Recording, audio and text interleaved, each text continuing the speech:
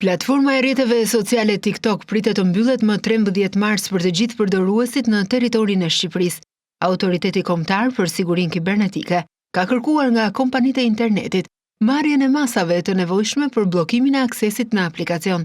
Secili sipërmarrës duhet të paraqesë konfirmimin me shkrim në akep dhe për djeni Autoritetit Kombëtar për Sigurinë Kibernetike për mbylljen e aksesit të IP-ve dhe domeneve brenda datës 13 mars 2025. Thuhet në kërkesën e Autoritetit Kombëtar për Sigurinë Kibernetike drejtuar kompanive të internetit. Në shkres citohet baza ligjore dhe lista e të gjitha IP-ve dhe domeneve për të cilat kërkohet bllokimi i aksesit në TikTok. Ministri e Arsimit Ogerta Manastirliu njoftoi më 7 mars vendimin e qeverisë për ndërprerjen e aksesit në TikTok në territorin e Shqipërisë për një periudhë 12 mujore, deri në momentin që kjo platformë të zbatojë standardet e sigurisë dhe moshës për përdoruesit e mitur.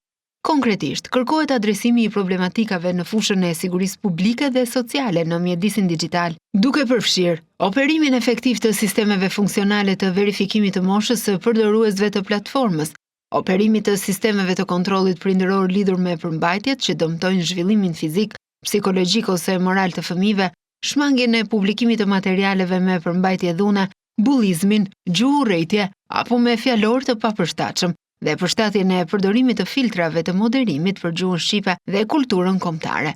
Autoritetet në bashkëpunim me ofruesit e internetit dhe platformat teknologjike do të marrin masat e nevojshme për zbatimin e këtij vendimi dhe vlerësimin e efektivitetit të tij në vazhdimsi.